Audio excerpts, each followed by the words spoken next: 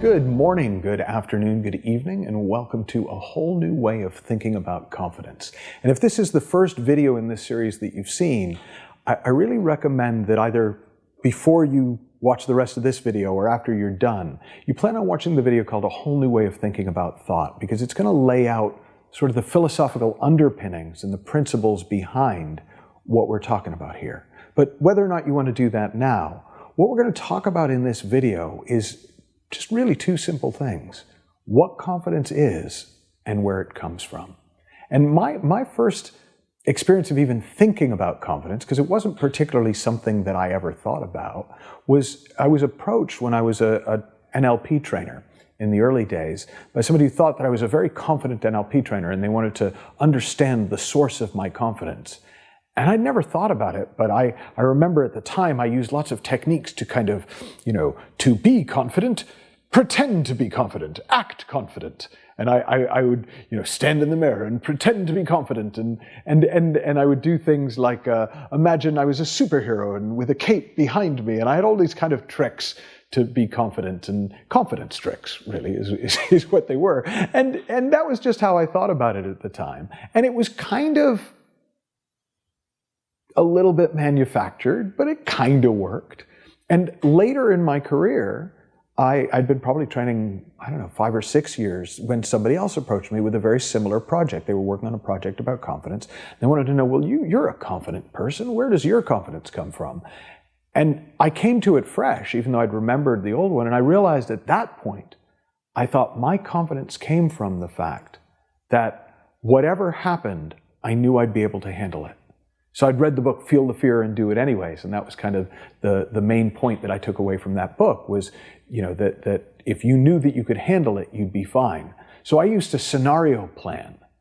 And now there's a very fine line between scenario planning and worrying, but I used to scenario plan for every possible thing that could go wrong or could happen in a training. So I would literally even think through, okay, if somebody from the audience gets out of the audience and physically comes after me, and I literally went through all of that. So I felt like whatever happened, I'd be able to handle it. And that was the source of my confidence. Now, of course, if something had come up that I hadn't scenario planned, I have no idea how I would have dealt with that. Well, one of the reasons that I think those first two incidents stuck in my mind is because probably 15 years after I'd begun training, somebody else came up to me and said, hey, I'm doing a project about confidence. I'd love to interview you about where your confidence comes from. And I remember thinking, I know when I started, I kind of faked it. And I know for a while I felt confident because I could handle whatever happened. But thinking about it now, what can happen? It just stopped looking to me like there was anything that could particularly go wrong. And it felt like that's where my confidence came from. But the problem with that is it made it seem like you needed the 15 years of experience to really have the confidence. And I knew that wasn't true, because I knew there were times where I was actually really nervous and freaked out about doing things, and other areas of my life where I was nervous and freaked out about doing things. And I also knew people that I worked with and even taught who would just show up confidently with no experience whatsoever and didn't particularly seem to be faking it and hadn't really gone through any prep. They seemed to have a kind of a natural confidence, just like a comfort inside their own skin. And I got fascinated by that. I wanted to understand, well, where does that confidence come from? What is that? And I started to study confidence, and I studied the literature on confidence. And I found that there were essentially 3 types of literature, 3 primary strategies for confidence. And actually, they were the same 3 primary strategies for self-improvement in the world. And the first was image management. So the idea in image management is dress for success. So you get the haircut and you wear the clothes that you feel confident in, and, you get the image. And there was a story I remember about, I think it was J.C. Penney, that turns out that was a real person. And that he was a very successful businessman in the early 20th century. And he had a secretary that he'd become completely reliant on in the office. And one day, very unusually, she was unable to come in to the office.